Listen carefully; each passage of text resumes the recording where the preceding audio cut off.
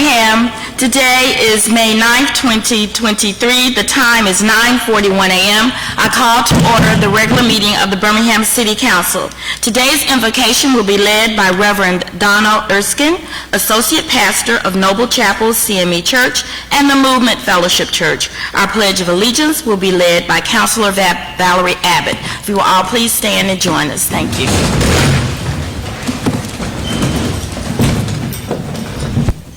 Our hearts are composed. We do come now, Lord, with an attitude of gratitude to thank you for all that you have done, are doing, and will do in our lives. We come this morning giving prayers for the nation and all over the world, for this state and for this city. Lord, we come praying for the Birmingham city in Alabama. And we pray for the staff, all the city staff. We pray for the city council, the mayor and the mayor's staff. We lift them all up to you today as they come for solutions and resolutions to problems of situations and circumstances as they look into the city. The 9 districts that are composed in the city of Birmingham, we thank you for each counselor. We thank you for all the duties of which they do. But Lord, we realize that as they operate in their purpose, we have them to understand that the highest purpose of their calling is to operate in your will. Father, we pray today for all the violence that is going on, that there will soon be a city that is without so much murderings and so much killings. We come this morning thanking you for a council that works together to seek to find what is able and what is right in this city to do. We thank you for the composure of prayer. We know that prayer is the key to the kingdom. However, it is our faith that unlocks the door. So, Lord God, as you give them a mind, let that mind operate with the wisdom that only you can give them. Have them to be able to do all of their decision-making in unison, but if not, to agree to disagree. We thank you for your holy power, and we thank you for the Holy Spirit who operates in and through us. Now, Lord God, as they continue today in this meeting, give them the guidance by the aid of the Holy Spirit that they need, as I say, to seek the solutions to problems. And we will be careful to give you alone all the glory, all the honor, and all the praise. In Jesus' name and for his sake, amen.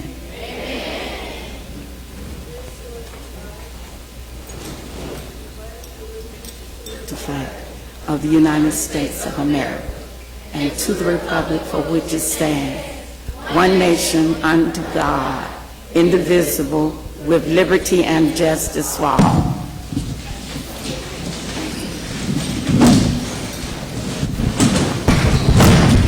Thank you so much, Minister Erskine, for that thoughtful prayer, and we do thank you for the guidance that we find solutions today as we go about our meeting. Thank you very much. Thank you, Mrs. Abbott, for leading us in the Pledge of Allegiance. Good morning, Mr. Clerk. Good morning. If you would do us the honor of calling the roll, please. Councilmember Abbott. Councilmember Clark. Councilmember Moore. Councilmember O'Quinn. Good morning. Good morning, sir. Councilmember Tate. Councilmember Williams. Councilmember Woods. Council President Pro Tem Smitherman. Good morning. Good morning. Council President Alexander. Present. Thank you very much. At this time, Council, the minutes are not ready from February 7, 2023 through May 2nd, 2023. Good morning, Mr. Chief. Now we'll have communications from the mayor. Good morning, Madam President. Good morning. Madam Pro Tem, members of the council. Good morning to the members of the public. I know we have a full agenda this morning in terms of presentation, so I'll be succinct. On behalf of the mayor, this coming Sunday is Mother's Day. So on behalf of the mayor and his entire executive leadership team, all of our directors and deputies, and all of our staff, the mayor would like to wish a happy Mother's Day to all of the mothers in our city. Thank you for all you do to nurture and care for us, and the mayor wanted to especially quote in the words of Tupac, know that you are appreciated. Bulk trash. The city of Birmingham will continue to keep residents informed about bulk trash pickups with daily updates online at birminghamal.gov/bulk trash. Also, as a reminder, for those residents using the new carts, you should place them in the front of your homes. Any household garbage placed on the ground in alleys or on the ground in front of your residence will not be picked up. You can receive more updates by going to birminghamal.gov/pickup or by texting BHAM Ready to 888-777. Then finally, Madam President, members of the council, members of the public, May is Historic Preservation Month. The city's historic preservation staff has developed a month-long itinerary of events to bring awareness and education to the value and benefits of historic preservation and to the many facets of the city's historic preservation program within our Department of Planning, Engineering, and Permits. At this time, I would like to ask Ms. Carla Calvert, who is our Urban Design Administrator, as well as Ms. Hannah Garman, who is our Historic Preservation Manager, as well as two of our dynamic leaders from the Department of Planning, Engineering, and Permits, its Director, Ms. Katrina Thomas, and one of our Deputy Directors, Ms. Tracy Hayes. Please come to the podium as I read a proclamation in part in honor of this special month.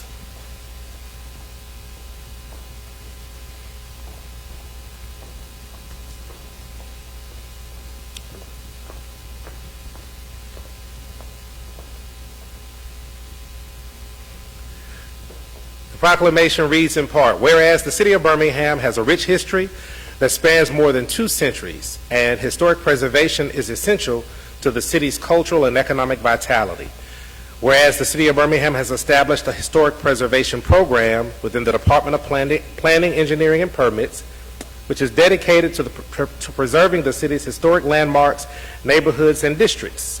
Whereas the theme of this year's National Preservation Month is People Saving Places, which recognizes the efforts of those who dedicate their time, energy, and resources to protecting and preserving historic places.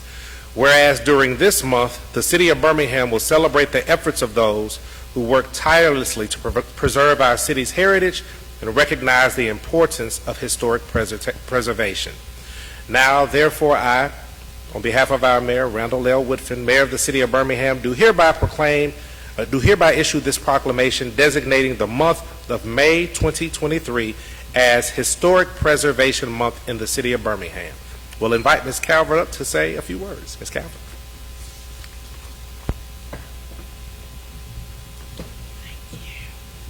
Good morning, everyone.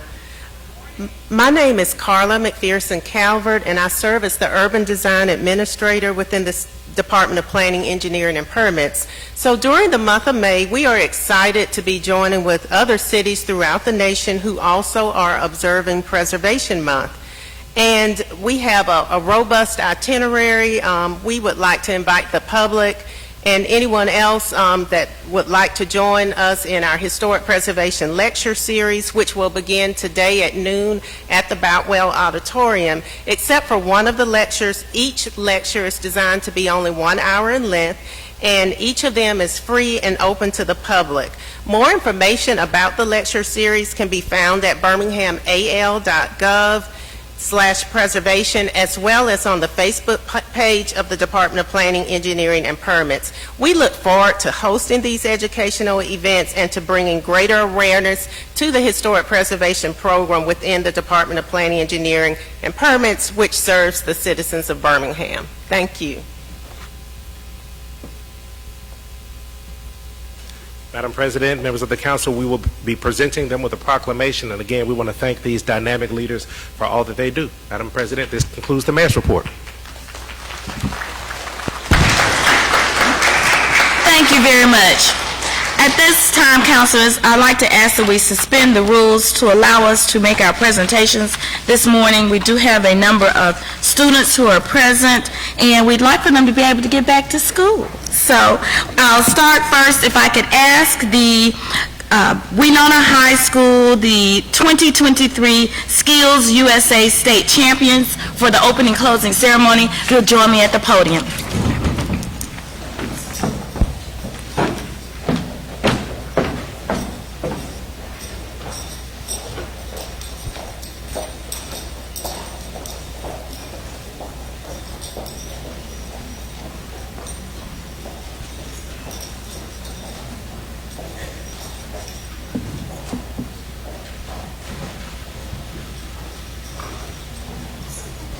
Good morning, good morning.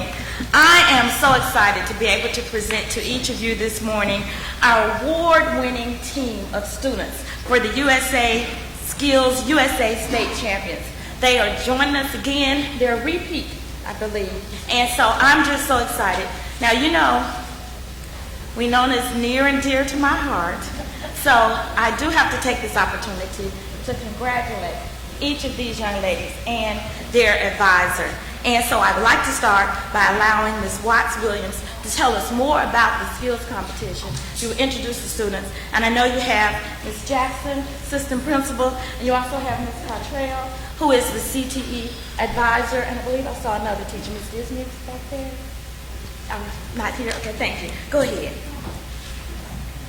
Good morning. Good morning. My name is Lila Williams, and I am the cosmetology teacher at Winona High School, and our student organization is Skills USA. These young ladies are, as I say, a repeat. We won the state competition last year and again this year for 2023. They will be journeying to Atlanta, Georgia to compete in the national contest in June.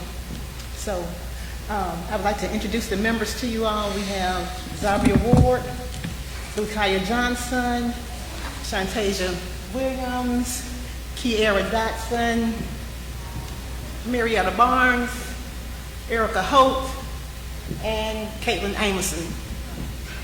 The opening and closing contest is a contest for Skills USA. What the students do is tell about the emblem of the Skills USA. Each one of them has a distinct part where they describe the colors of the emblem and the parts of the emblem. They are judged on their speaking, their dress, their unison of the competition, and they are graded as a team and on individual basis as all. They practice hard and long for the competition throughout, well, not throughout the school year, but we started this semester practicing for the competition, getting them all together, which was a blessing this year because all of them, except for one, was in the same class, and I was able to practice them during that class time. I appreciate the girls dearly for their hard work and dedication, and all of these students are honor roll students at our school. Each one of them are honor roll students. I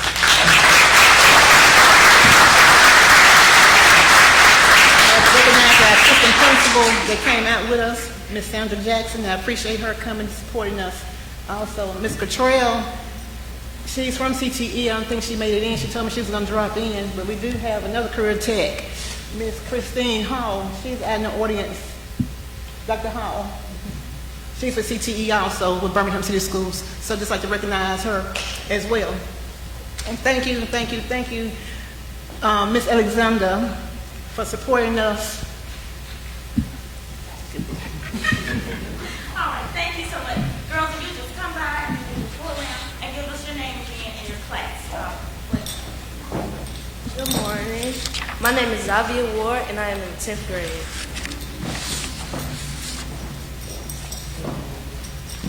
Good morning. My name is Lukaya Johnson, and I'm in the 11th grade.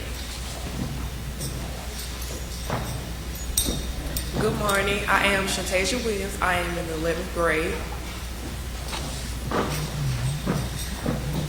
Good morning. I am Kiara Dotson. I am a sophomore.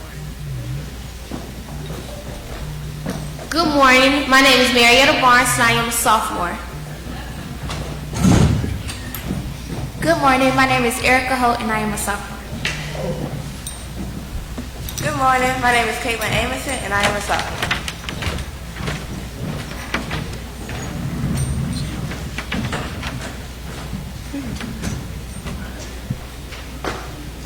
Again, let's give them a great round of applause. We're just so excited.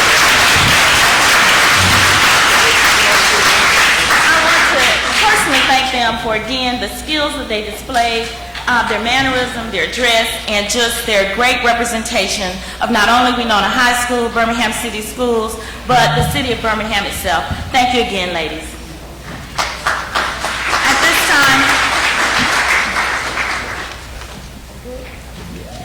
At this time, we also have presentations by Councilor Pro Tem Crystal Smitherman and Councilor Clinton Wood. Darrell Clinton.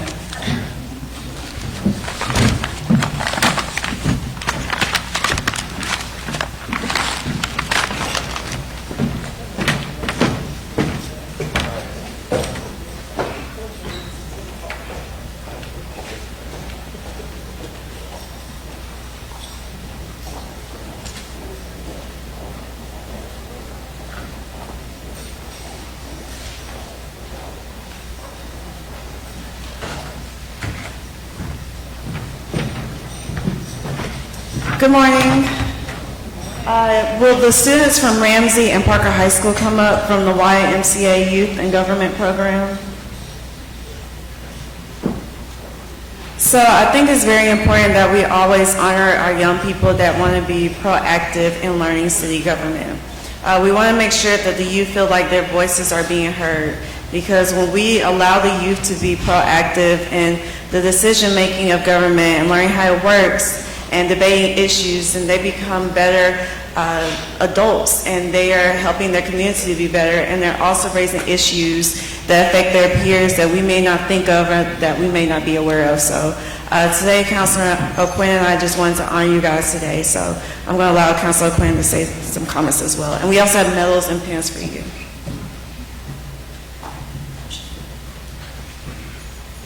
Yes, congratulations to you all. I just want to thank YMCA for their participation and leadership in this, developing this program and teaching our next generation of leaders about government and how it works. So, congratulations.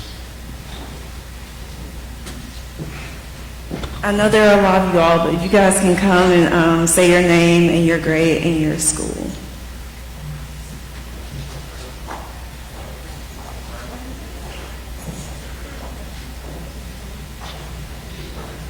Good morning. My name is Michael Coleman, and I attend Ramsey High School. Good morning. My name is Peyton Moore, and I attend Ramsey High School. My name is Akira Clopter. I go to Ramsey High School. Good morning. My name is Tyra Davis, and I attend Ramsey High School. Good morning. My name is Tristan Smith. I'm a junior at Parker High School. Good morning. My name is Michaela Green, and I'm a junior at Parker High School. Good morning. My name is Amari Liddell. I'm a senior at Parker High School. My name is Katina Smith, and I'm from DHA Parker High School. I'm a senior. Good morning. I'm Lakeria Berry, and I'm a senior at Parker High School. Good morning. My name is Jeremiah. I'm a junior at Parker High School. Good morning. My name is Makaya Kennedy. I'm a senior at the historical Parker High School. Good morning. My name is Sharia Kennedy. I'm a sophomore at Parker High School. Good morning. My name is Jordan Belfer, and I'm a junior at the Parker High School. Good morning. My name is Shallow Britt. I am a sophomore at the Arthur Harrow Parker High School. Good morning. My name is Leon Newburn. I'm a senior at Parker High School. At this time, we're going to welcome Ms. Terry Harville to tell us about the program. Good morning, everyone. To the mayor and the council, for over 50 years, the YMCA has provided leadership opportunities for students, particularly in the Birmingham City Schools, to learn hands-on judicial and legislative processes of government. We are proud of the fact that we have produced students like Chief of Staff Cedric Sparks, like Maisha Hutchison, who works for Daryl Quinn's office, for Jillian Jolly, who will be graduating on May 22nd from Yale University, for Colin Benson, who's a freshman at Harvard University, for students like Makai Collins, who's our SGA president right now over at Stanford University, and for students like Terry Harville, who is the Chief Social Impact Officer for the YMCA of Greater Birmingham.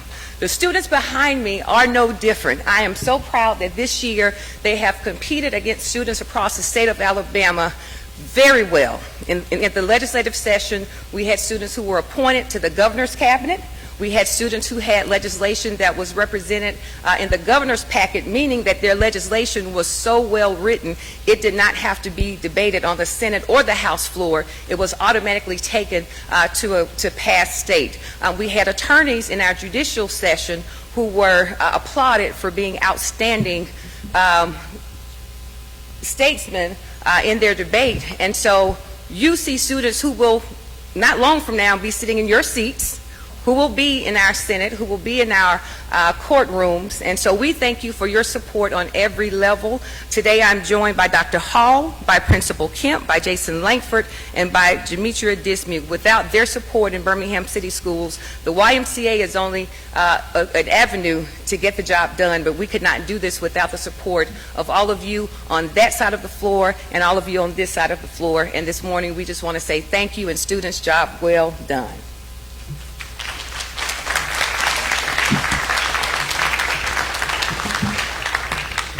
Thank you. I didn't know if there were any members of the council that would like to speak.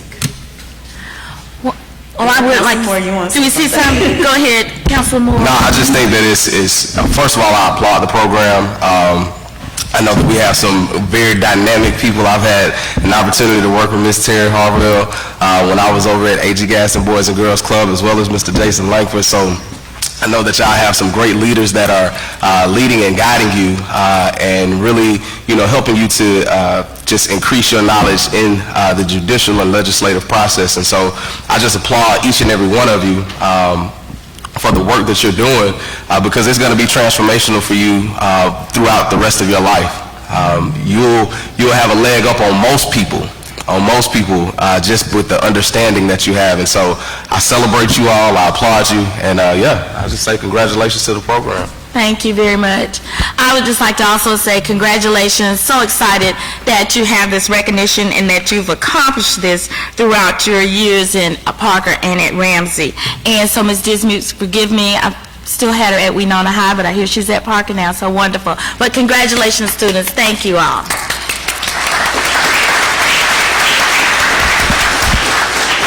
And Madam President, I would love to hear, I don't know if they can come committee of the whole meeting or something about what they propose in the competition. I think that'd be great. And sorry. Also, we have a budget hearing for you guys to come. We always have one for the public, and you guys are always open to come and kind of express your views about the budget. And I think Councilman Moore is working on the youth council as well, so you guys keep that in mind. And if it helps, I was SGA vice president, and now I'm on the city council, so what you do matters in high school. Very good. Thank you. Next, we have a presentation by Councilor Clinton Woods, and he will be presenting congratulations for students at Martha Gaskins. Did I say the wrong name? Martha Gaskins Elementary School.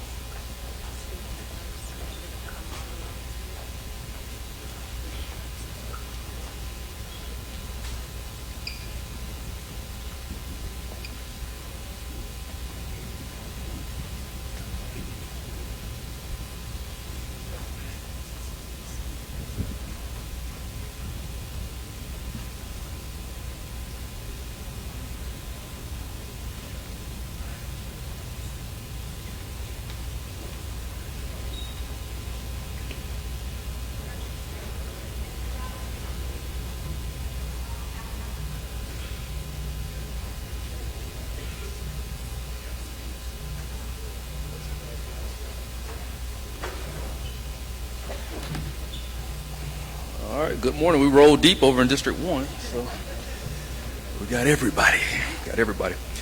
So we're here today. We wanted to have an opportunity to celebrate these students at Martha Gaston's 37 students in Dr. Burma's class actually made a submission and were selected as the Pacers National Bullying Prevention Center. They won their competition for their submission around their anti-bullying messaging, and so we're really excited that not only did we have young people that recognize an issue that's going on in the world today and stepped up to come up with solutions to solve it, we're excited that they went the extra step under Dr. Burma's leadership to actually apply and send in a submission, and we're selected as the winner. And so we have the opportunity to celebrate them today, as well as some of the adults in the school's system that have played a key role in helping them along the way.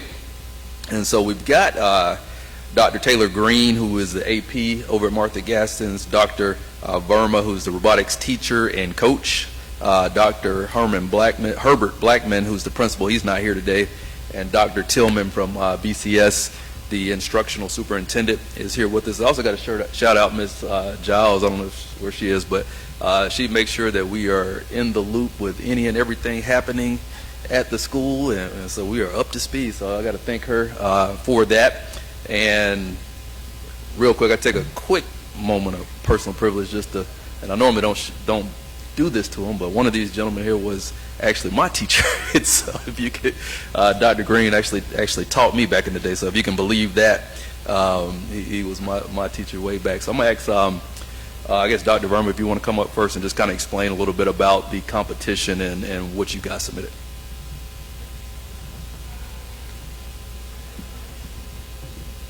Good morning. My name is Dr. Yuvraj Verma, and I'm a 5th grade teacher. I'm going to start off by stating the obvious, which is that we live in a world that is filled with so much hate and negativity, despair, depression, judgments, and hopelessness. And the solution to end all of that is pretty simple in theory, but it is difficult in practice. The solution is to be kind to ourselves and to be kind to one another. As adults, we all know that does not always happen, but I'm very lucky and proud to have the children who are next to me in my 2 classes from this school year who are the essence of often being kind, productive, energetic, and respectful human beings. And that brings us to why we're here today. The students who are around me were named the top winner within the 2023 Pacers National Anti-Bullying Prevention Center's Students with Solutions competition. The students had to complete and engage in various tasks, activities, and discussions pertaining to anti-bullying. So this involved social emotional learning, writing, technology, speaking, brainstorming solutions, and collaboration. It culminated with creating a video. Social emotional learning was important for this competition, and there were many people who positively contributed to my students, like social emotionally speaking. So first, thank you to all the families, many of whom came down today, and thank you for their awesome and amazing support throughout the entire school year.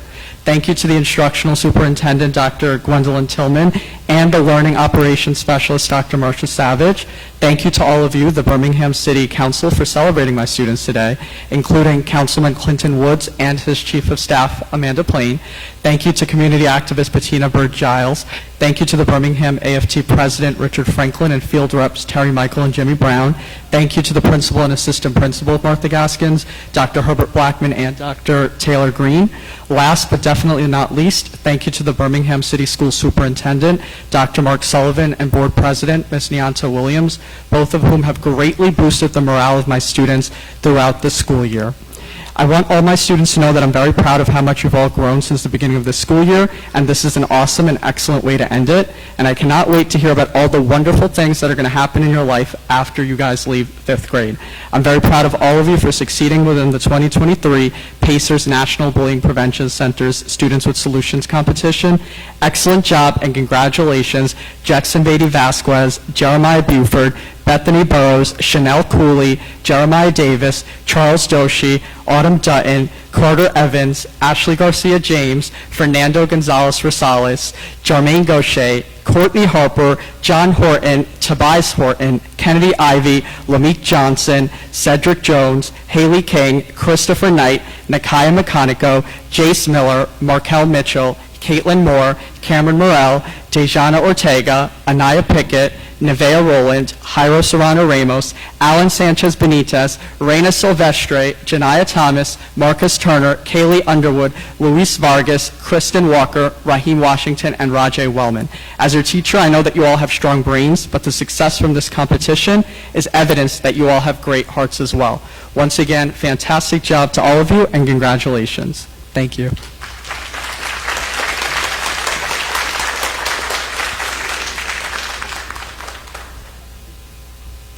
Good morning. I'm Gwendolyn Tillman, Instructional Superintendent. Thank you for having us today. We are so proud of all of our scholars at Martha Gaskins. The students present are from Mrs. Spencer and Dr. Verma's class as well. They did an awesome video testifying against bullying and its effect on our students. We are proud of their ability to recognize bullying and stand against it. In our district, we stand against bullying by rewarding positive behavior through our PBIS program. I would also like to recognize Dr. Jermaine Dawson, who is our Chief Academic Officer. Would you please stand?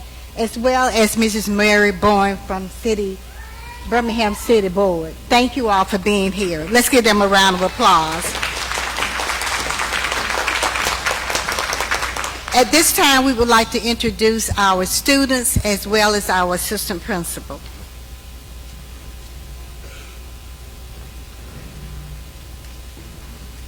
Good morning to President Alexander, representatives from the Mayor's Office, and members of this distinguished council. I am Dr. Taylor Green, the Assistant Principal at the great Martha Gaskins Elementary School. On behalf of our principal, Dr. Herbert L. Blackman, it is a great honor to stand before you to celebrate and recognize these students and this teacher.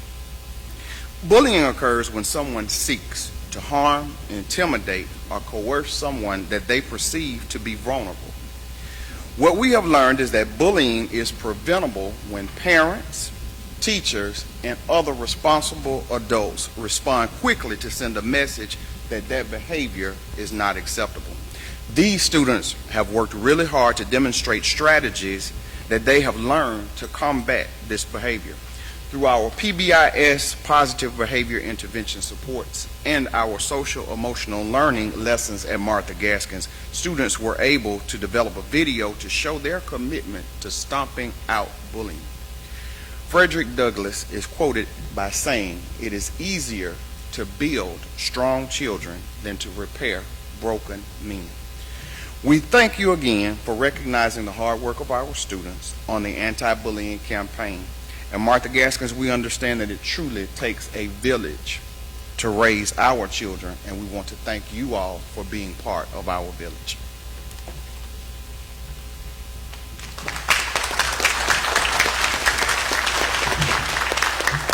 You want to say your name?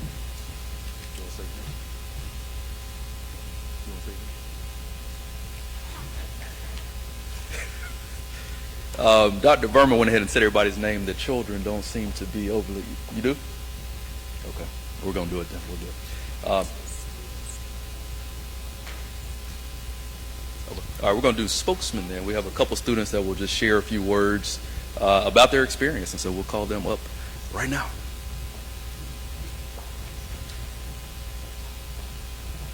Good morning. Good morning. My name is Candy Ivy. And my name is Fernanda Gonzalez. We are 5th graders in Dr. Burma's classes.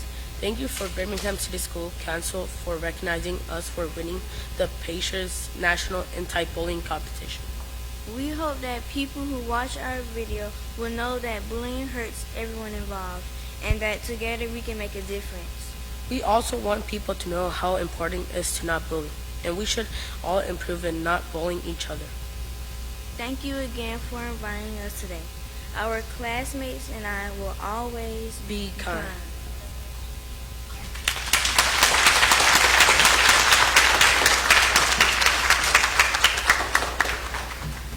All right, so you can see there's some amazing things happening over in the district. Very excited about this. administration and these students that are doing some incredible things. So what we're going to do right now, because in life, as you grow up, you'll be a product of your decisions. So I'm going to give you a decision to make right now. If you want to say your name and introduce yourself, come this way. If you want to not say your name, introduce yourself, go that way. And so one at a time. Good morning. My name is Kristen Walker. My grade is 5th. Thank you. Good morning. My name is Janaya Thomas. I'm in the 5th grade. Good morning. My name is Chanel Klee, and I'm in the 5th grade. Good morning. My name is Caitlin Moore, and I'm in the 5th grade. Good morning. My name is Raheem Watson. I'm in the 5th grade. Good morning. My name is Bethany Burrows, and I'm in the 5th grade. Good morning. My name is Harold Ramos, and I'm in 5th grade. Good morning. My name is Luis Vargas, and I'm in the 5th grade. Good morning. My name is Kaylee Underwood, and I'm in the 5th grade. Good morning. My name is Jackson Vasquez, and I'm in the 5th grade. Good morning. My name is Ashley Garcia, and I am in the 5th grade. Good morning. My name is Marcus Turner, and I'm in the 5th grade. Good morning. My name is Charles Doshi, and I'm in the 5th grade. Good morning. My name is Nakai Kunko, and I'm in the 5th grade. Good morning. My name is Hayes King. I'm in the 5th grade. Good morning. My name is Anaya Peak, and I'm in the 5th grade. Good morning. My name is John Moore, and I'm in the 5th grade. Good morning. My name is Markel Mitchell, and I'm in the 5th grade. Good morning. My name is Ashana Tech, and I'm in the 5th grade. Good morning. My name is Christopher Knight, and I'm in the 5th grade. Good morning. My name is Roger William, and I'm in the 5th grade. My name is Alan. Good morning. My name is Cynthia Johnson. I'm in the 5th grade. All right. Good morning. My name is Carter Evans, and I'm in the 5th grade. My name is Kim Morelli. Good morning. My name is Jeremiah Davis, and I'm in the 5th grade. Good morning. My name is Tobias Wilson, and I'm in the 5th grade. Good morning. My name is Courtney Harper, and I'm in the 5th grade. Good morning. My name is Anita, and I'm in the 5th grade. Good morning. My name is Jace Miller, and I'm in the 5th grade. All right, Jackson. Good morning. My name is Navarro, and I'm in the 5th grade. Good morning. My name is Jeremiah.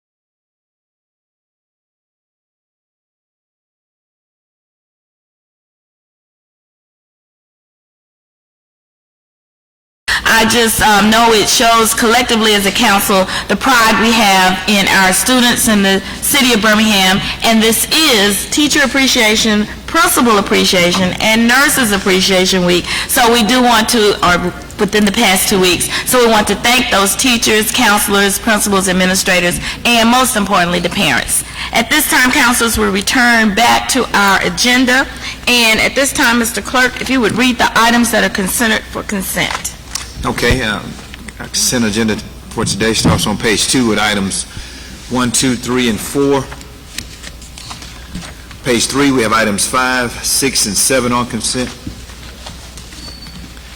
Page 13, we have item number 8 on consent. Page 14, items 10 and 11 are on consent. Page 15, items 12 and 13 are on consent. Page 16, items 15, 16, 17, and 18 are on consent. Please note and correct the typo on the second line. Cartoons should be cartons. Page 17. On consent, we have items 19, 20, 21, and 22. Page 18, we have items 23, 24, 25, 26, and 27 on consent. And on page 19, we have items 28, 29, and 30. And that concludes the consent agenda. Are there any items that you'd like to have added or removed from consent? Yes, Councilor Abbott.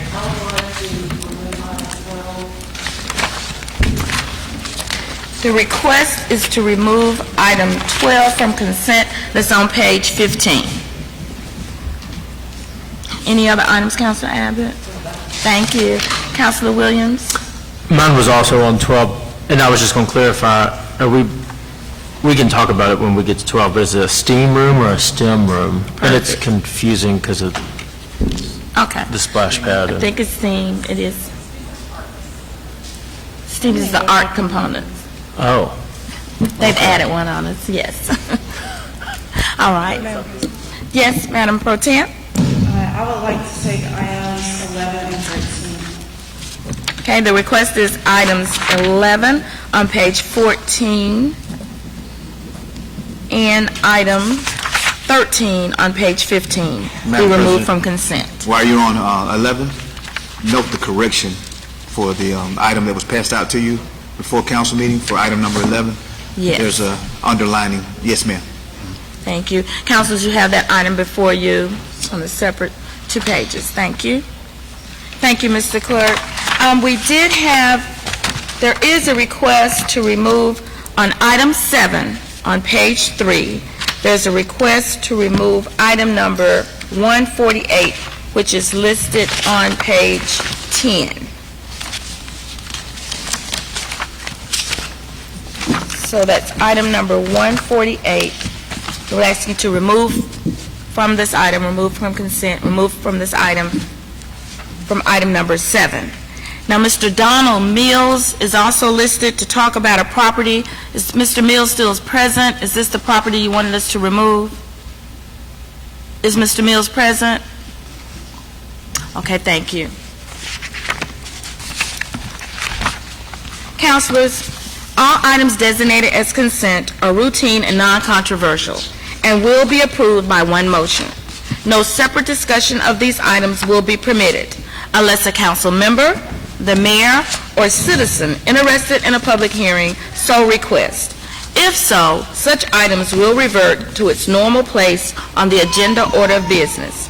All matters of permanent operation, they're indicated with the P, will be read. All other matters will be announced by reading the item number only. All public hearings will be announced. Councilors, if I could entertain a motion and a second for approval of the consent agenda. I move to approve the minutes. Second. So that's Councilor Moore and Councilor Abbott. Okay. All in favor, let it be known by saying aye. Aye. All opposed, say nay. Thank you, councilors. The consent agenda is approved. If you were here for any item that was listed as consent, that item has been approved. We hope you have a great day, and we will continue with the rest of the agenda. Mr. Clerk, if you'll call the next item. Okay, first item should be item 9, which is on page 13.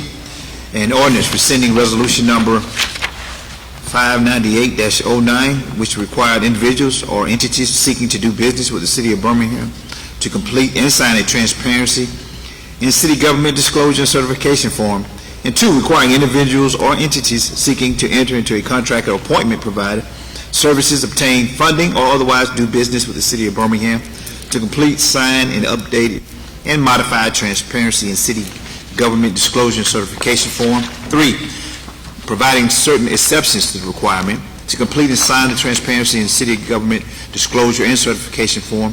And 4, providing penalties for false statements or misrepresentations made in the transparency in city government disclosure and certification form. This is an item of permanent operation. I need UC to entertain passes today. I move for UC. Second. That was Councilor Smitherman and Councilor Williams. All in favor, let it be known by saying aye. Aye. All opposed, say nay. Motion on the item. Second. All right, thank you, councilors. This is a resolution that would make some changes that have been requested and that the OCA had worked on about the transparency in city government disclosure and certification form. This is being recommended by the mayor and the administration committee. And do we have a representative that could just walk us through this particular item?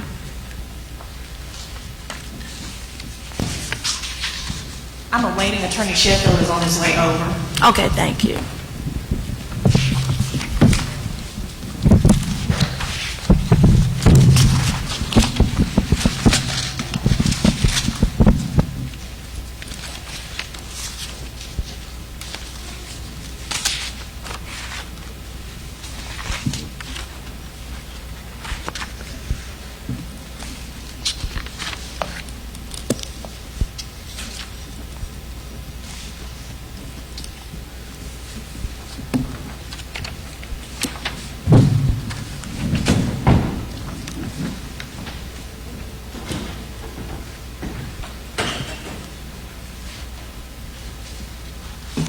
Councilors, would it be your pleasure to table this one, to wait on Mr. Sheffield, and we go to the next item? Is that okay? All right, thank you. We'll table this item until we get the city attorney present. Councilors, Mr. Clerk, if you'll call the next item. Do we need to make a vote on that? Motion to table. Second. Okay, all in favor, let it be known by saying aye. Aye. All opposed? All right, and so we'll go to item 11.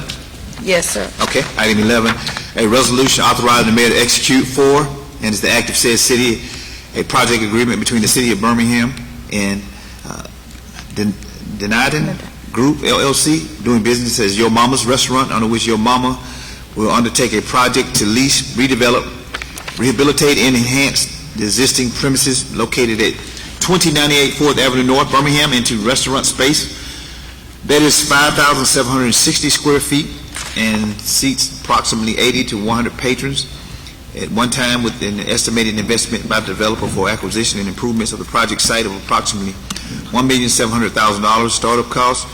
The city will provide an incentive of up to $1,300,000 in support of the project pursuant to Amendment Number 772 to the Constitution of Alabama, 1901, which authorizes the city to lend its credit to or grant public funds and things of value in aid of or to any corporation or other business entity for the purpose of promoting the economic development of the city. Motion, please.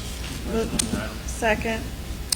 All right, thank you, councilors. This is an item that's been brought forward by the Economic and Development Committee and as well as the Budget and Finance Committee. Do we have someone that could walk us through this item? Ms. Abbott, you asked that we pull it from consent. I'm sorry, Pro Tem. Yes, sir. I know Mr. Wesley's here. So can you come up and speak about the item? If that's okay. Yes, ma'am. I got you right here.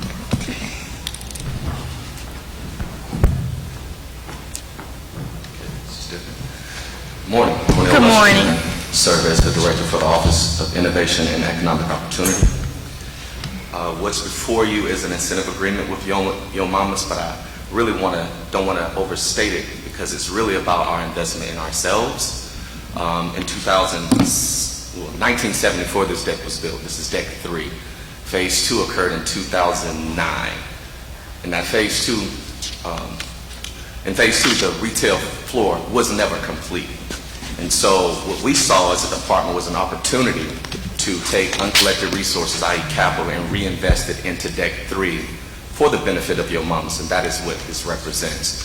So even if it were not Yo Mamas, it would be someone else who would stand to benefit from our investment and completion of the retail floor within Deck 3.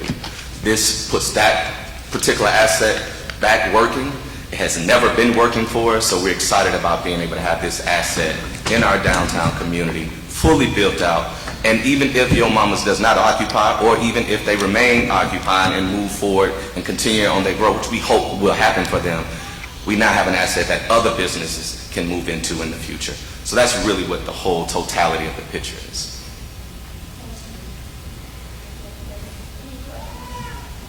Councilor Clark. Thank you, Madam President. Mr. Wesley, this sounds like a great idea. We're basically getting the space ready. We're investing in preparing the space for a restaurant to occupy it. Do you know the lease terms already? That would be between Yo Mama's and the parking authority? Okay, so the parking authority is going to manage the space, and she's going to do the tenant fit up, or fitting up the space for the restaurant. Is she going to do it, or the parking authority is going to do it? They have their own general contractor. I can tell you that all the plans have been vetted by the city and have been approved by the appropriate departments internally. So okay. We've walked with them the entire time. Okay, thank you. All right, thank you. Councilor O'Quinn? Yeah, I just got to offer congratulations to you, Mr. Wesley, and to Andre Davis of the Parking Authority. Deck 3, was designed with this intent in mind, and prior to Mr. Davis becoming the CEO at the Parking Authority, the space had been, advertised by BPA without success for many years. And so it's awesome to see, new leadership step in and really make things happen. So again, congratulations. This is a big accomplishment. Thank you, sir. Thank you very much. Any other comments, Councilor Pro Tem? Thank you, Madam President. I really wanted Mr. Wesley kind of explain again and kind of hear that this isn't for one private entity. This is really to help promote the economic development of the city and to help promote our reusage of the parking deck, for example, right? Because our parking decks need to help generate more money, and so I think this is very innovative, just what Councilor Flynn said for this. And Yo Mama's is really a nationwide restaurant. We have celebrities that have been here, like the Ellises came here from Atlanta to eat here. This is the mayor's favorite spot too, but I think this is really good. So thank you so much for everything you've done the last year and a half you've been here at the city of Birmingham. Thank you very much. Thank you. At this time, councilors, I believe we're ready for the vote. Okay. Thank you, Mr. Wesley. All in favor, let it be known by saying aye. Aye. All opposed, say nay. All right, thank you. Item number 11 passes. And again, congratulations, and we're very appreciative of this opportunity that will be brought forward for some good eating to expand in Birmingham. Thank you. Next item, Mr. Clerk. Let's go back to the tabled item. Okay, I believe Attorney Sheffield was in. Motion to untable item. Second. Okay, all in favor, let it be known by saying aye. Aye. All opposed, nine is back before you. All right, thank you. And we were on item 12. Yes, 9, I'm sorry. Got lost on my numbers. 9, we're back to 9. Thank you very much. Item number 9. And so Mr. Sheffield or Attorney Sheffield.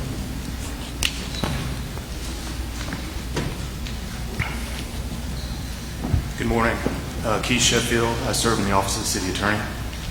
Thank you. And Mr. Sheffield, I believe there was just wanted an overview of the changes with the transparency form of what we're doing here. Yes, ma'am.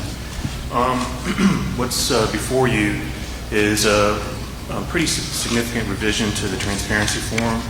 I think we've all had experience with the transparency form, and while the purpose of it is certainly something that the city is interested in, the form in its current state, not prior to the revisions, was something that really kind of was an impediment to efficient advancement of agreements for the city.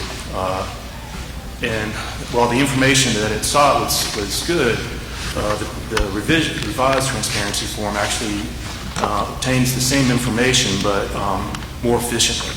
So we looked at what other jurisdictions were doing, and actually most municipalities don't require this sort of form except in the jurisdictions where it's required by statute.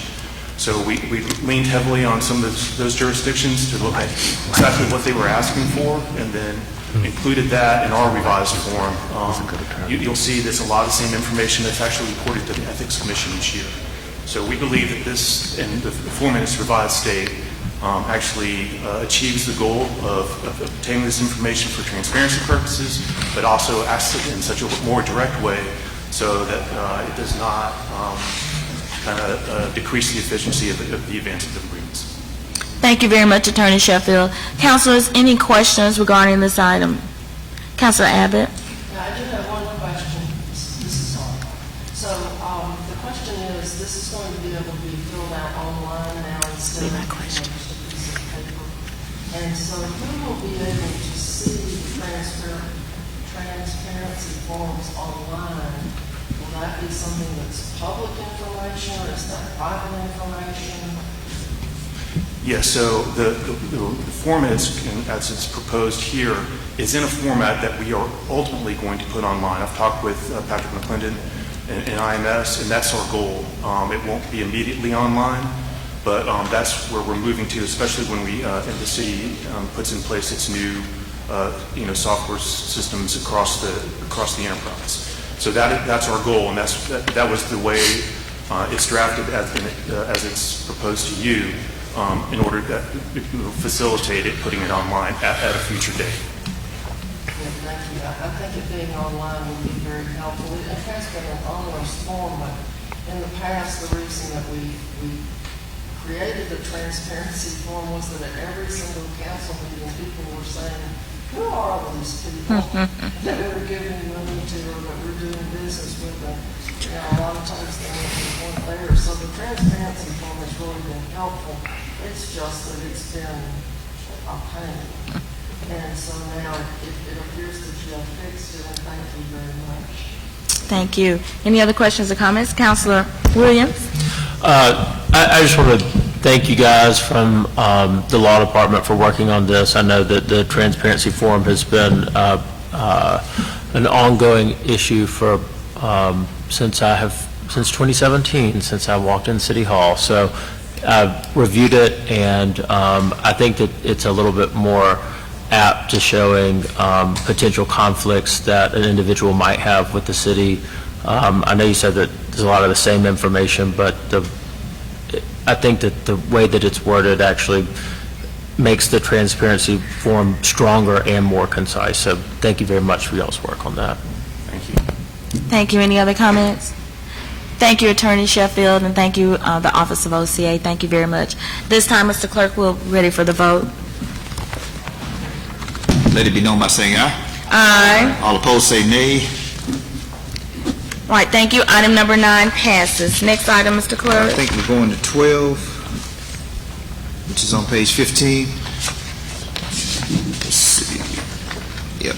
Item 12, a resolution authorizing the mayor to execute and deliver for and as the act of said city, an agreement between the city of Birmingham and Young Men's Christian Association of Birmingham, Incorporated, YMCA, in an amount not to exceed $200,000, under which the YMCA will provide services to residents of the city at the YMCA Youth Center, located at 2400 7th Avenue North, by developing a steam room to facilitate youth access to technology tools, refurbishing the safety, surfacing of the splash pad area, and purchasing and installing new playground equipment at the YMCA Youth Center to assist in creating healthy childhood environments by providing child care assistance and after-school care for between 750 and 1,000 children in the city of Birmingham, including children from households disproportionately impacted by the COVID-19 pandemic. Please note that this item is funded by District 5 ARPA funds. Move the item. Second. All right, thank you. This is item 12. Councilor Abbott, you asked that be pulled. Well, and the reason I asked was that there was no funding source, and our city clerk has graciously provided it, so I don't know more. Thank you very much. So thank you. It's been Thank you very much. Any other questions regarding this item? All right, councilors, we're ready for the vote. All in favor, let it be known by saying aye. Aye. All opposed, say nay. All right, thank you. Item number 12 passes. Next item.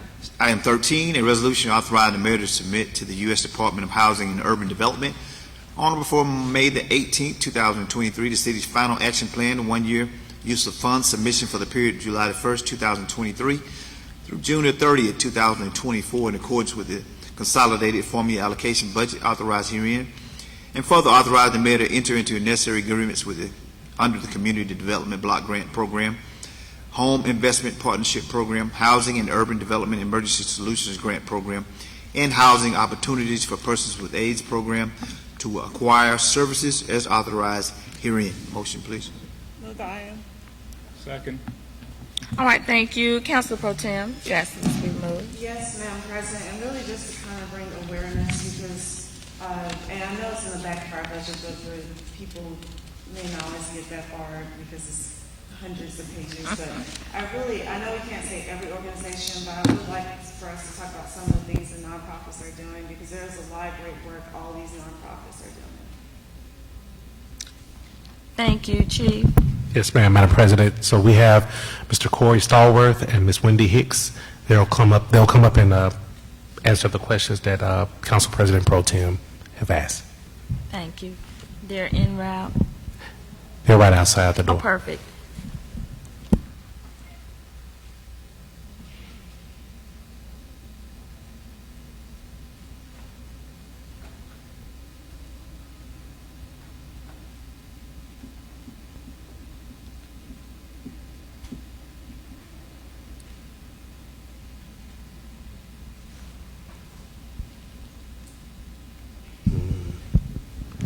They're coming up the steps now, Madam All President.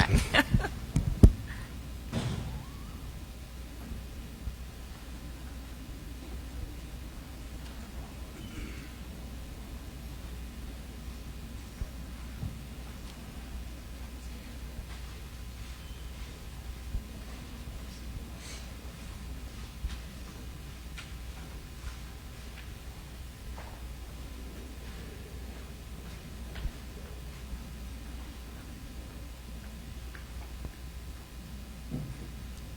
Good morning. Thank you very much. If you just state your name and position. And the question just wanted to highlight these organizations so that the public could be aware of what we're doing. Thank you. Okay. Good morning. My name is Wendy Hicks, and I serve as Deputy Director in Community Development. We have a lot of organizations. Council Pro Tem, just tell them what you want to do. Just some of them. I know we could probably just do a post or something, but I still want people to be aware because they may not have read all of the agenda, and a lot of people watch council meetings, so I just want them to be aware because a couple of years ago we got some feedback that we weren't giving to nonprofits, and there are a lot of nonprofits in here that are doing good work with housing, homelessness, youth that we're giving money to. Exactly. We actually had 74 applicants to apply for this funding. It was a tedious procedure, but we approved of roughly 34 to 35 applicants. And so for CDBG, it's a combination of homeless services, housing, and economic development. And so through that, with the housing services, we have agencies like Metro Changers, Independent Living Center, Rev Birmingham for economic development as well, for House Proud, all those, and Protected Good is a bigger one. And so all of those are going to continue to revitalize our communities and with our critical repair program as well. And for public services and the homelessness side of it, we actually have like Jimmy Hill Mission, who is a new one to us this year, mainly because they help us with the warming station. We also have YWCA, Bridge Ministries, Pathways, and what was the other one? I'm sorry. First Light. And with the supportive services, we have Bridge Ministries, Jimmy Hill Mission again, and then with economic development, we have Urban Impact. We also have, let me put my glasses on now. So the main services that we have funded this year really wrapped around the initiatives of the city. And so therefore we looked at the applications to make sure those who applied factored in with the initiatives that we were currently doing to were able to support us. Girls Inc. is another one, Prescott House, Rose Garden, Positive Maturity, Children's Village, Children's Resources, Alcohol and Drug Abuse Treatment. And with the Hopper Funds, that's AIDS Alabama. They're our primary elected agency for that. And Jefferson State Community College, Legal Services of Alabama, Offenders Alumni Association, Food for Our Journey, and Cooperative Downtown Ministries.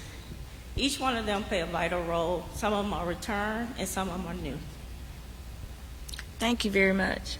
Thank you. I think it was a good idea to bring this forward. Again, I know that often during the budget season, and we know the packet is very large, and unfortunately that is in the very back of it, but I think it's very good to note the support that the city gives to these agencies through our CDBG funds. So thank you very much. Thank you so much. Councilors, are we ready for the vote? Mr. Clerk, we're ready. All in favor, let it be known by saying aye. Aye. All opposed, say nay. Thank you. Item 13 passes. Next item, Mr. Clerk. Item 14, a resolution appointing 2 members to the Birmingham Public Library Board, said term expiring December the 31st, 2027.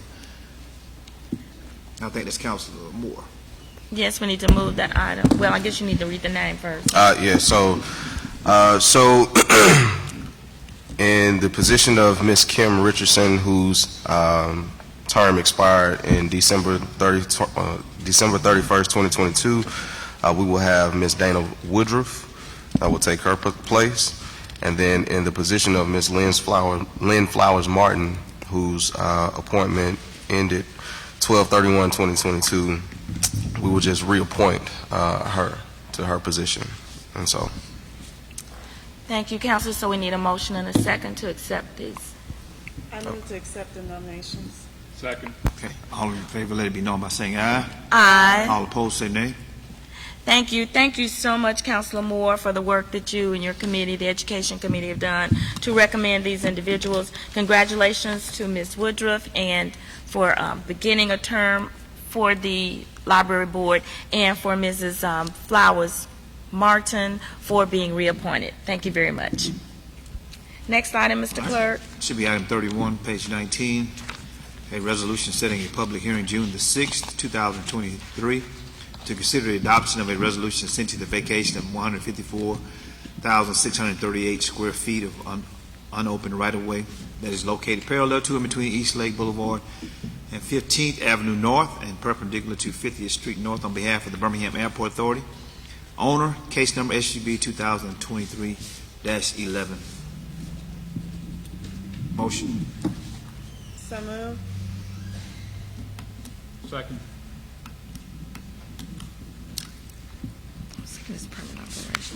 All right, councilors, this is setting a public hearing for June 6, 2023 to discuss vacation of this property. Any questions regarding the public hearing? We're ready for the vote. All in favor, let it be known by saying aye. Aye. All opposed, say nay. All right, thank you. We've set that public hearing for June 6, 2023. Item 31 passes. Any other items, Mr. Clerk? No, ma'am. All right, thank you so much. At this time, councilors, we'd like to hear what's going on in your district. So we'll entertain your comments and any updates that you would like to bring. And Councilor Williams, you got your hands on your paper. Would you like to start? Sure. Thank you. All right, Roebuck Springs will be meeting this Thursday, May the 11th at 7 p.m. at their usual spot at New Beginnings Church. Economic Development and Tourism Committee will be meeting Tuesday, May the 16th at 11:30, conference rooms D&E. Please have all submissions to india.bailey@birminghamal.gov by Thursday, May the 11th. Also wanted to express my excitement that Birmingham On Demand has extended its services to the east side of Birmingham. I know that was something that we had talked about for a very long time, and then finally got that pushed across the finish line, but wanted to keep reminding people that that's there. It looks like that the ridership is still strong in the original footprint of VIA or Birmingham On Demand, and want to reiterate that it is available on the east side. And so one thing that we're going to do is starting May the 15th through May 30th, my office is going to partner with VIA and use a promo code D2 Rides for District 2. So for 2 free rides per person. So if you want to check VIA out and you live in District 2 and want to see where you can go in the expanded footprint, stay tuned, and you can use that promo code D2 Rides, and that's 2 rides per person. Thank you. Thank you very much. Councilor Woods?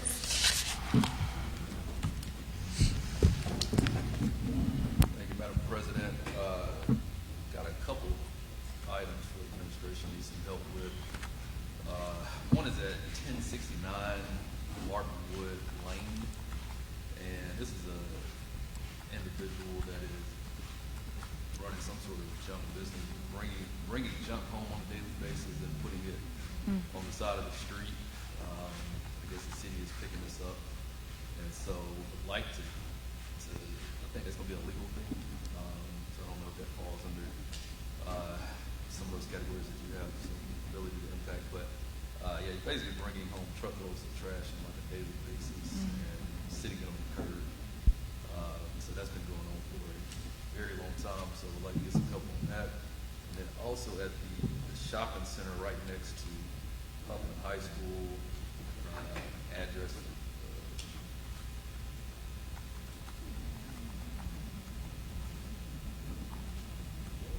It's going to be like 1155 Pumpkin Road. And there is a ditch behind that facility. There is people living in the aqueduct and bringing and collecting a lot of trash and debris and piling into that space. So those items are high on the list right now. I definitely appreciate some help with that. Also, I want to shout out our first intern that came in. Seems like a long time ago. 2019, first meeting in 2019 came in, and we had an intern that year. Cameron was valedictorian at Huffman High School that year. Got a full ride to Alabama. Interned with us for 4 years, 4 summers, and he is now graduating as of last Saturday. Wow. So he's done an incredible job. Got in, handled his business, got out, got some very impressive job offers, some cars and all this stuff. So we're proud of him. I want to celebrate him. So congratulations.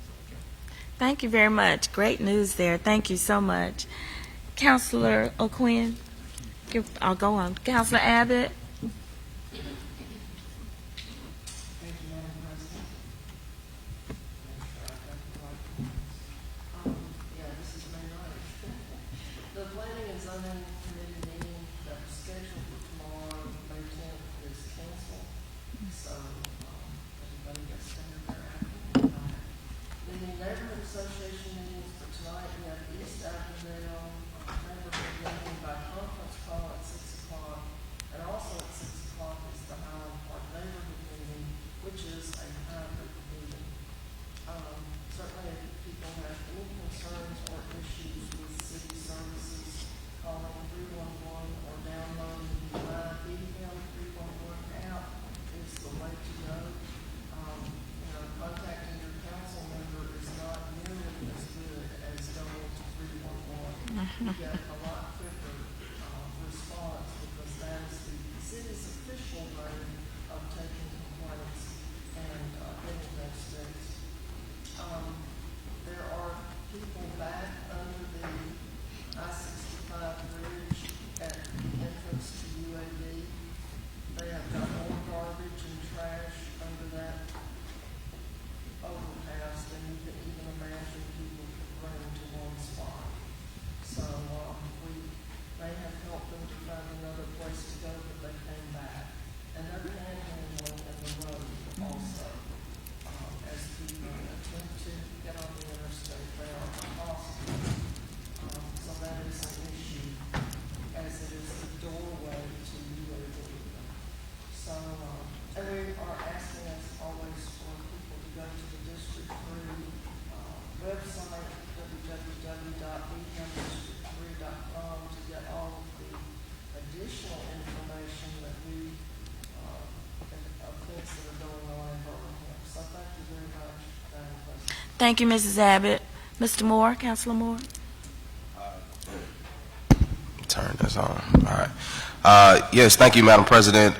Neighborhood Association meetings, on Tuesday, we have Kilo Springs that will take place today at 6 p.m. at Smith Middle School. We have Northeast Lake that will take place today at 6 p.m. at the Southern Museum of Flight. We have Penfield Park that will take place today at 6 p.m. at the Brownsville Heights Community Center, and Brownsville Heights neighborhood that will take place today at 7 p.m. At the Brownsville Heights Community Center as well. We have Teachers Appreciation Week, so just want to give a shout out to all the schools in District 4 for Teachers Appreciation Week and all the teachers and principals for the work that you all do. And then we have our Education Committee meeting that will take place this Monday, this May 15th at 1 p.m. In Conference Room D and E on the 3rd floor of City Hall.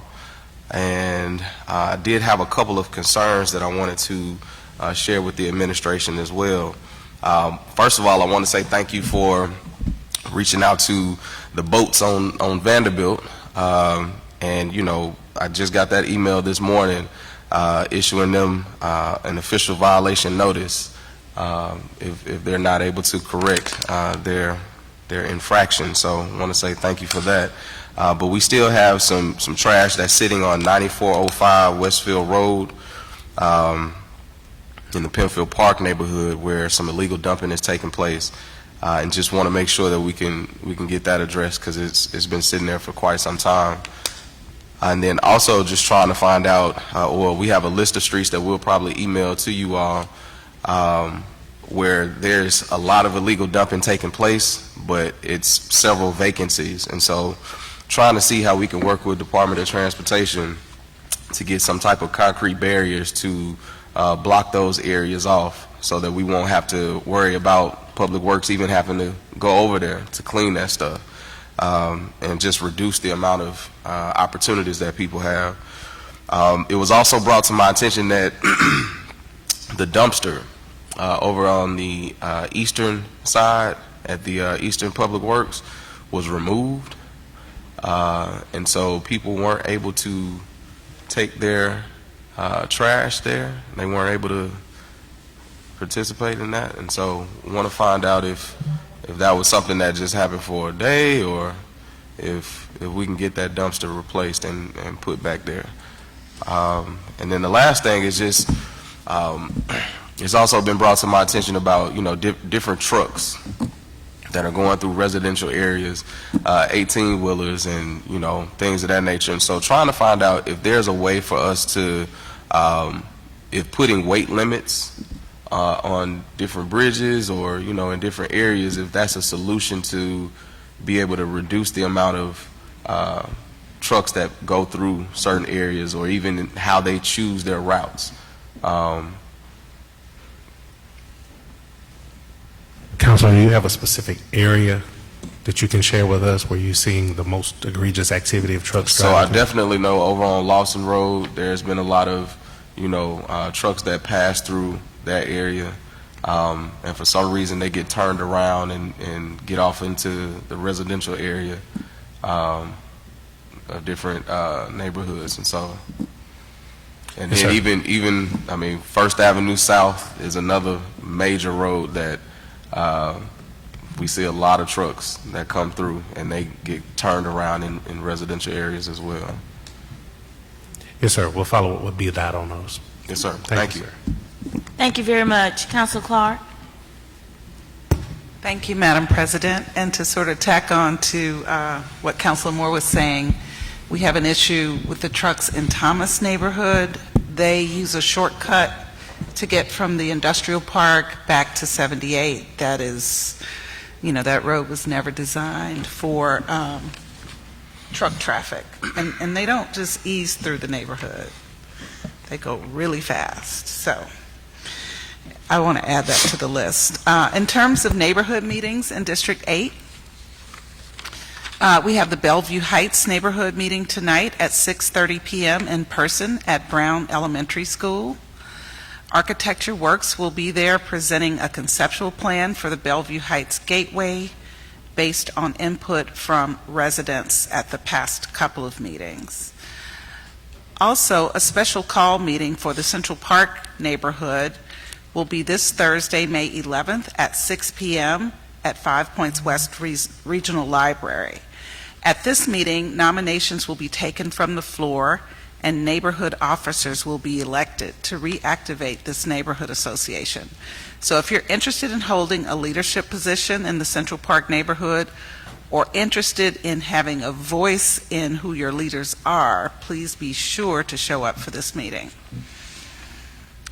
Also, this is the last time I get to make this announcement. Applications will close this week for lifeguards.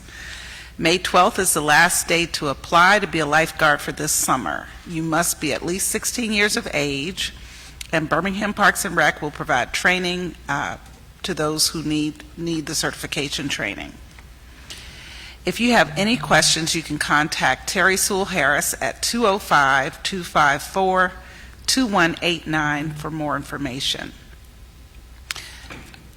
Come celebrate Asian American, Native Hawaiian, and Pacific Islander Heritage Month with the team at Starbucks in the Crossplex this coming Saturday, May 13th from 10 a.m. to 2 p.m.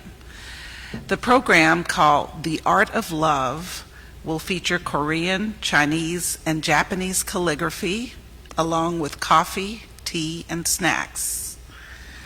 You do not want to miss that. And we want your ideas and reactions to plans for the new proposed Family Fun Center. So you can join Riddle Properties. That's the team that's leading the pre-development process for our Department of IEO for the Family Fun Center at the Crossplex.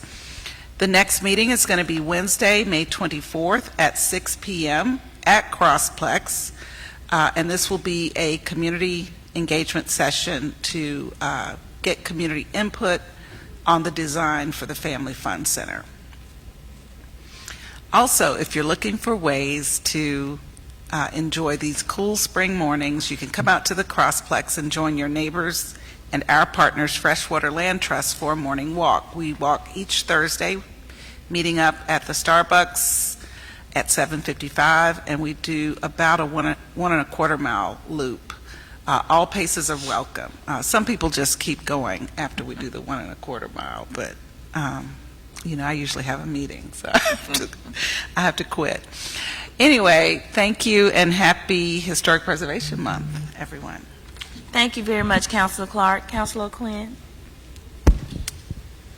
Thank you, Madam President. The East Avondale Neighborhood Association will meet tonight via conference call at 6 p.m. If you need login information to participate in that meeting, please contact my office at 205-254-2679. I want to welcome Alabama League of Municipalities to the city this week. They are holding their annual convention here in the city of Birmingham at the Convention Center. So we have elected officials from municipalities from all over the state, big towns and little towns alike, mostly little towns. Look forward to meeting and learning about municipal government and what's going on at the state level from Alabama League of Municipalities. Smithfield Neighborhood Association, they will meet on Thursday at 6 p.m. at the Smithfield Court Nutrition Center. I want to also recognize a new employee in my office. Ahil Rajpari recently joined us in a part-time capacity, and he recently, or just last weekend, graduated from UAB with his bachelor's and master's of public administration. So big accomplishment. Congratulations.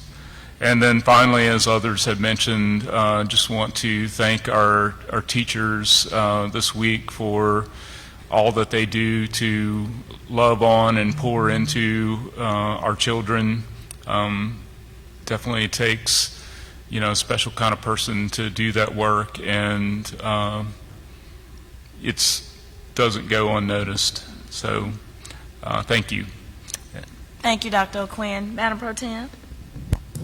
Thank you, Madam President. As far as neighborhood meetings, the South Titusville neighborhood will meet today at 5:30 at Holy Family High School, located at 1832 Centerway South, Birmingham, Alabama 35205. Also, the Arlington West End neighborhood will meet today at 6 p.m. at the West End Library. The next Budget and Finance meeting will meet Monday, May 22nd at 3:30 p.m. in Conference Room C&E. Submissions are due Wednesday, May 17th by noon. Email submissions to laquia.wilson and ethan.harris@birminghamal.gov. As everyone said, Happy Teachers Appreciation Week. We didn't get to post this, but we were able to give Chick-fil-A breakfast to the teachers at Hemphill Elementary School as a big thank you. Also, Arlington Nursing Home Week Festival will be this Thursday from 11 to 4, located at 1020 Tuscaloosa Avenue, Birmingham, Alabama 35211. They will have food trucks, facility tours, vendors, and kids zone. And if you're looking for a job, they have on-site job interviews will be given. Also, later this month on May 26th from 11 to 5, let me remember this. Housing Authority, Birmingham Police Department, the Restore Program with Family Court, and myself will be having a community event to reduce the violence in West End.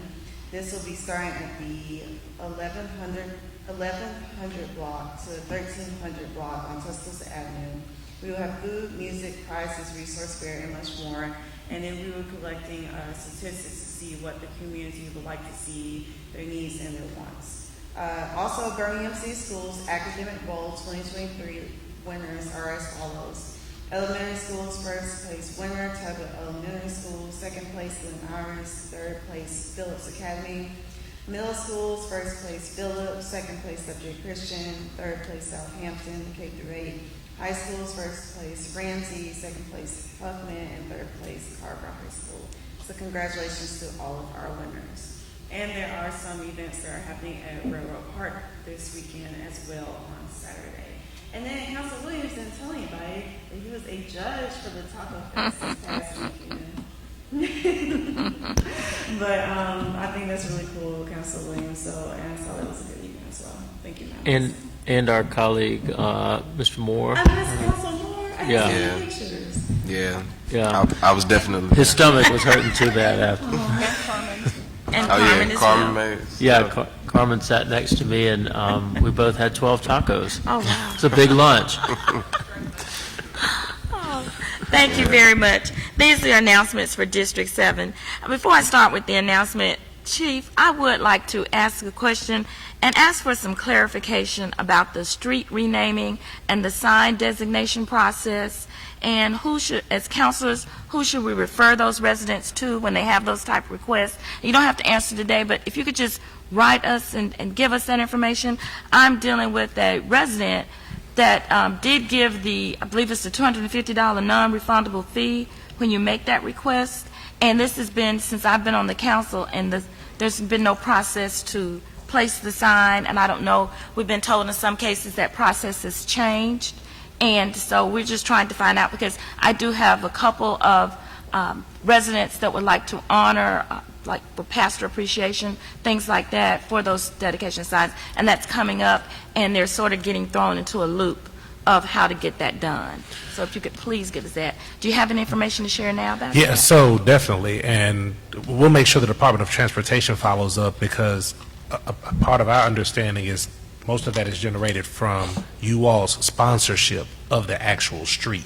So we need to make sure that there's clarity on where the origin of the request is coming from and that it's being supported by the council, but we'll make sure that BDOT follows up with the process we're using, especially if there's been cash collections happening. Yes, if you please, because this particular, Mr. Brown, he paid that money, and then we're being told in some cases you only get one dedication per tenure on the council, and we just want to be sure what's correct, because this has been taken care of years ago, since I've been serving. We will. We're on it. Thank you very much. And we don't want to proceed with another request if we don't only have that one. Right. So thank you very much. Yes, ma'am. Appreciate that. As Councilor O'Quinn said, we will be welcoming local elected officials from municipalities throughout the state of Alabama. We're very excited to have them for the convention. It's been a lot of interest in this convention. I hope it's because it's in Birmingham, and they will have all of the opportunities here to take pleasure of what we have to offer here in Birmingham. This is a great opportunity for us to be able to network and learn from our fellow colleagues in municipalities, again, as Dr. O'Quinn said, large and small, throughout the state. It's always interesting when we hear how small and mid-sized cities have to operate in comparison to a large city the size of city Birmingham. So it's always a great learning experience. And that does start from 10th through the 13th of May. Today, the East Brownsville Neighborhood Association will meet via conference call at 5 p.m. On Thursday, May 11th, the West Brownsville Neighborhood Association will meet via conference call, and that starts at 10 a.m. The Roosevelt City Neighborhood Association will meet in the Roosevelt City Community Center, and that's at 11 a.m. There's bulk trash pickup scheduled for Germania Park North on Thursday, May 11th. So residents living in that area, please take heed of that pickup. Also on Monday, May 15th, there's bulk trash and brush pickup is scheduled for the Riley neighborhood. Again, if you have to report a missed pickup, you can either call 205-254-6312. You can report that 311 or the D7 hotline at 205-304-1797. I do want to take this opportunity from a neighborhood meeting last night with the Oxmoor Valley neighborhood. I just want to thank Officer Coleman, who came by to give an update, and there was a lot of questions and concerns regarding, seems as if some of the exhibition driving or just some of the noise from people is sort of pushing out from the city core out there onto Lakeshore, and Officer Coleman really worked very well, was very patient with the residents to try to describe that process. There was more concern about, why don't you just go and chase behind them, and how do we get, that better under control. And I just appreciate Officer Coleman again for giving that time and taking that time to really make the residents aware of what the Birmingham Police Department is doing, what we're doing as a city. I was very happy to talk about, I believe it's SB 29, the exhibition driving bill that will be signed into law very soon. So there's a lot of work being done to try to minimize that.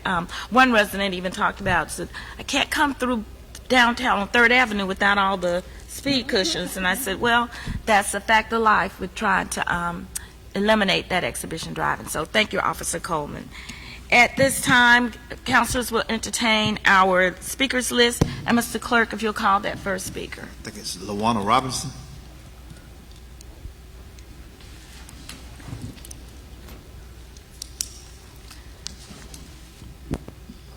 I see it's still morning. Good morning, Ms. Robinson. If you would just state your name again, your address. Good morning. Good morning. My name is Mrs. LaWanna Robinson. And if you'll pull the mic down just to your little bit so we can hear you. Thank you. Good morning. My name is Mrs. LaWanna Robinson. I reside at 3539 Norwood Boulevard. Giving honor to our mayor in his absence, President Pro Tem, President Alexander, and other council members. I'm here this morning heart saddened because on Sunday, as I was getting ready for Sunday school, I saw on Fox 6 News that our youth would not be having a team this year. It touched my heart because I have played softball in my youth. I played shortstop, and I also pitched really good, had some strikeouts. So I hope that I'm here today that I won't be struck out because my concern is for the youth. We hear about all the killings. Our youth are getting younger with gun violence. And I'm just thinking that maybe if they had the softball team, the baseball team, I know it would help them. It helped me. It helped me to resolve conflict resolution. And I'm grateful for that. Now, I don't know what's going on. I don't know how many teams we have in Birmingham, but can someone tell me how many council members? Do you know? Well, actually, that is managed by the Park and Rec Board. I'm part of the Park and Rec Department, but Councilor Clark does serve on our Park and Rec Board, but we don't have that information handy. Okay. All right, but I understand that it was $150 per per team, $150. You can't get out of jail for $150. $150. What about our children? What about our children? Jesus says, suffer little children to come unto me and forbid them not. Are we going to forbid our children from having a softball team, a baseball team? What's going on? It hurts me to the core when I hear about all the killings. And then all these children want us a chance to play ball. We don't know. We could be raising another Jackie Robinson. We don't know. Another Willie Mays. We don't know, but I guarantee you they played ball in their neighborhood before they got started as a pro. And then another thing. That little girl, I don't know if you all saw the news on Sunday morning, but it was back on again Sunday evening. That little girl got up that Saturday morning preparing to go to play ball. Mommy, I gotta go. I have a game this morning. Her mother told her the game. She said, oh, we won't be playing today. She said, well, it's the game canceled. No, there is no team, no game, period. What is that saying about us adults? What is that saying? We've all been young at one time in our lives. David said, I once was young, but now I'm old.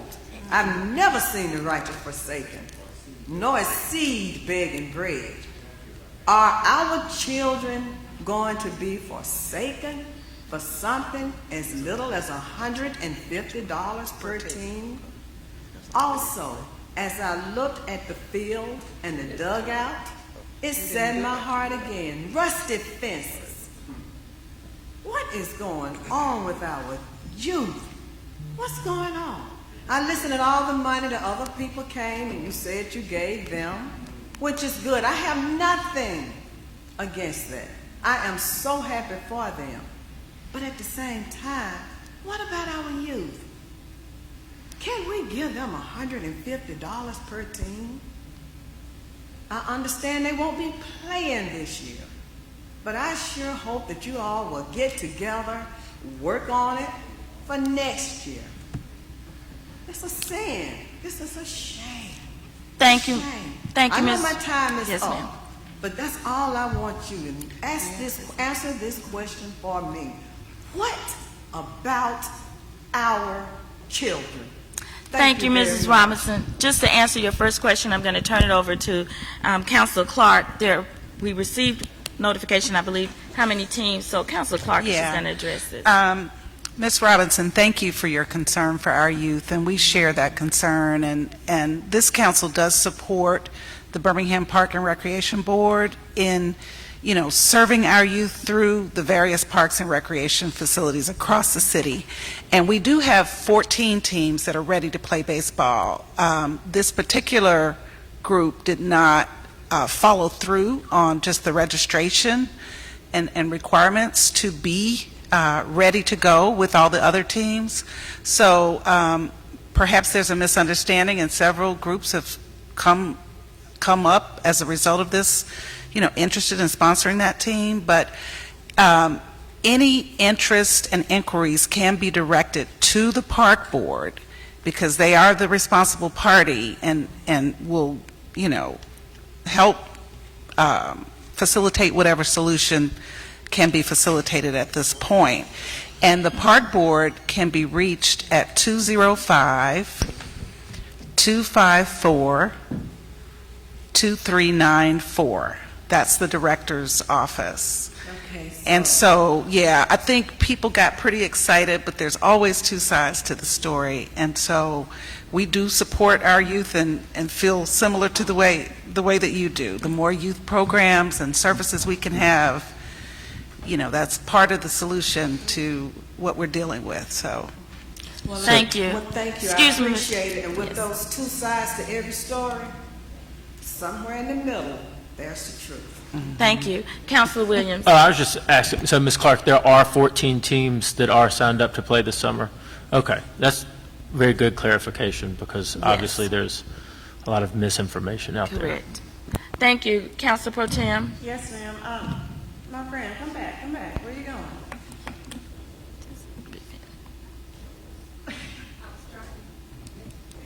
No, I really want to thank you for coming and actually talking to us about your concerns instead of, talking on the internet or talking really behind our backs and not asking us what the truth actually is, because now you understand. And I was just talking to Council Clark, and she informed me too, we actually have individuals and businesses that are willing to foot that bill for the youth programs. So I don't want to let people think that nobody cares about the youth, because that's not true. And also, a lot of councilors, we've been using our ARPA funding to improve our parks. We work with Park and Rec every day. Council Clark is a great representative on the park board for the city of Birmingham. We work with, the other chiefs in here, both chiefs all the time about how we can improve the parks. It's in the budget, so we are working on it. It's just we have over 100 parks, so we're trying our best to do things. But thank you for bringing the awareness to that, because we do need things for our youth. And I was talking to Shanae, they actually are going to have a calendar of summer events for our youth as well. And then we have summer camps for them too, at the different park and rec centers this summer. Okay, well, thank you so much. I appreciate it. Thank you. And at this time, I would like to thank Mayor Whitfin and the Park and Rec Board. We were looking for solutions, and I feel that this council has proven to everyone in the work that we do with the mayor and the departments within the city, we're solution-oriented. And so I was very overjoyed yesterday to see the statement that came out and the work that was being done behind the scenes to make this happen. And as has been said, youth baseball is not ended in the city. We've got 14 teams that are playing. We have the park board has graciously extended the dates where you can fill out the form to get your team qualified. And I want to thank those public as well as private partnerships that have stepped up to help to make this happen. So thank you very much. Next, yes, ma'am, Ms. Abbott. The initial reporting on this was some of the worst reporting I have ever seen in my life. In the old days, reporters would get both sides before they went off on a tangent. And in this case, they caused a lot of consternation and a lot of upset people for no reason except that they didn't do their jobs. And I just would like to encourage all reporters to do a thorough investigation instead of jumping out on the internet or wherever they're jumping out and saying things that just cause anguish. There were anguished people out there, ones who don't even have children playing baseball, who just thought this was the worst thing that could ever happen. It was adults that did it, but it was adults that reported on it in a half-baked way.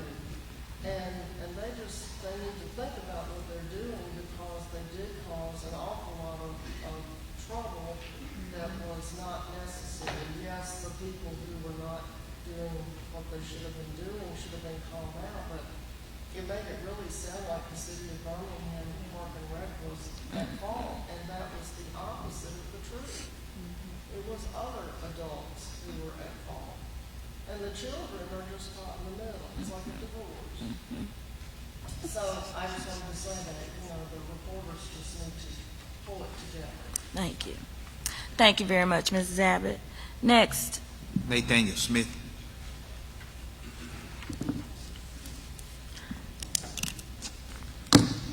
Good morning, Mr. Smith. Did you come forward? You have 3 minutes, and if you just state your address. All right. I actually don't live in Birmingham. I stay in Dora. It's 7277 Bankhead Highway. So the reason I'm coming here is just like a burden of the heart. I'm a people person, always have been. I was in a gas station the other day. I see where Birmingham is breaking down on the reckless driving, the racers, whatever you want to call these people, these guys. And what I believe needs to happen is somewhat of a picture, a filter, or a funnel, right? Because what you'll see in some of these reports on the news, you'll see where they're just sliding the cars around. Okay, well, unfortunately, that is a new sport. It's called drift. And states surrounding us, like Georgia, it's got a place called Drift Temple. This place probably gathers hundreds of thousands of dollars in revenue just because they've kind of designated an area for this type of sport. Now, I've never really been a drag racer by any means, but I'm an auto custom shop owner. I run it by myself. I'm very in tune with the culture. I know what people want. I know it's fun. And I also know where the line's at.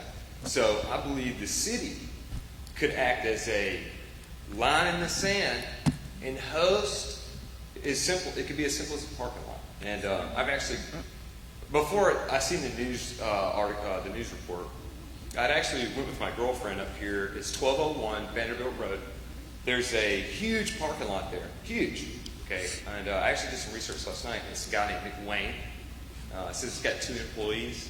But anyways, this parking lot's just sitting there. Okay, and it's got fenced. It's a fenced-in area. It's actually close to a railroad park. So noise pollution is common for residents that live close. But what I'm really wanting to propose is there is a huge opportunity to bring people in here just based off of what we've done, or y'all have done. I don't want to take it credit. I don't even live around here. About 20 minutes out. But the point is, this is a visitor center. It's welcoming. It rolls smooth. This isn't Atlanta. Okay, if you wanted to do research, Drift Temple in Alabaster, there's a place called Mid Pond. Okay, and Mid Pond, in my opinion, is one of the most laid-back facilities you will ever see in your whole life. There's a guy named Ken that runs this by himself, and if you watched how he gives trust in hopes that you will respect it. And I'm not saying we should forgive people who have had chances time and time again and they continue to be reckless on the highways. I've got a daughter. I'm telling you right now, if I had a chance to come face to face with somebody who blew past me in traffic for the sake of looking cool, I would not be cool with him. So what I would like the city to look into, and if willing, well, I'll say this. I'm willing to be the face, the labor, the heart, the blame taker for all of this. I am, like I said, I'm a people person. I want to get to the core of it.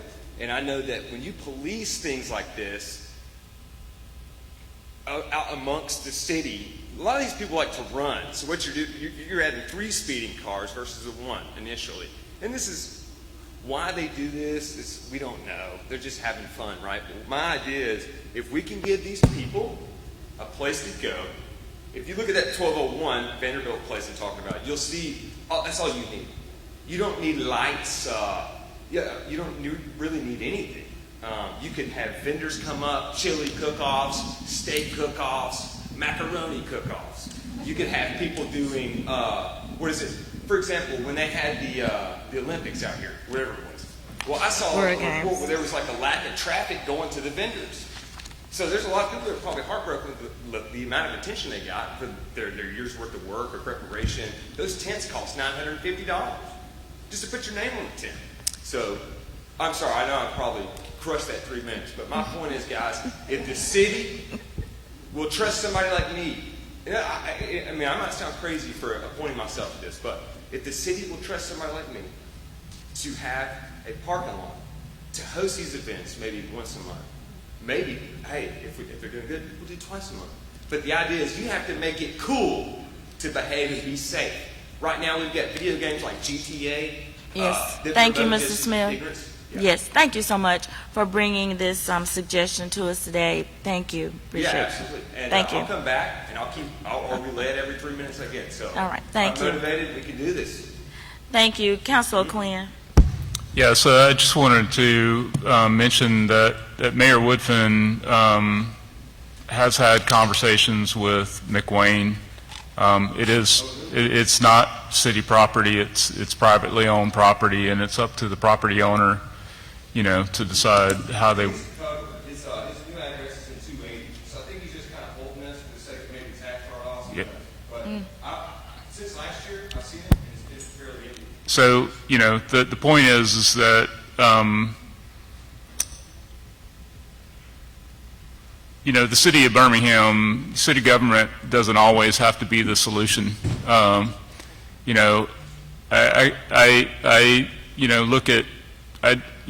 do acknowledge that this is a sport and one that, the individual participants in invest a lot of resources in. To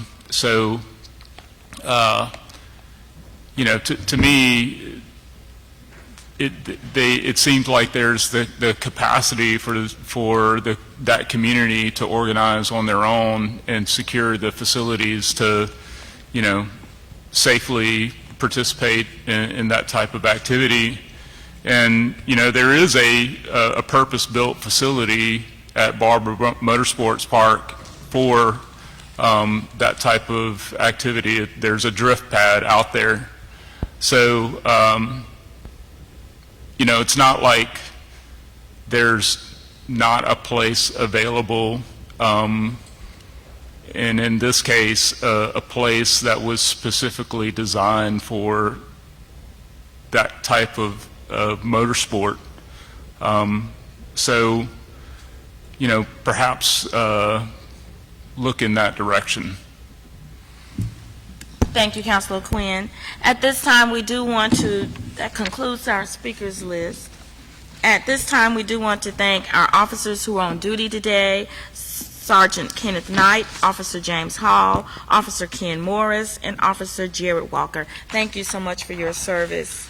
And councilors, at this time, we'll entertain a motion. So moved. Second. Aye. Thank you. Meeting is adjourned.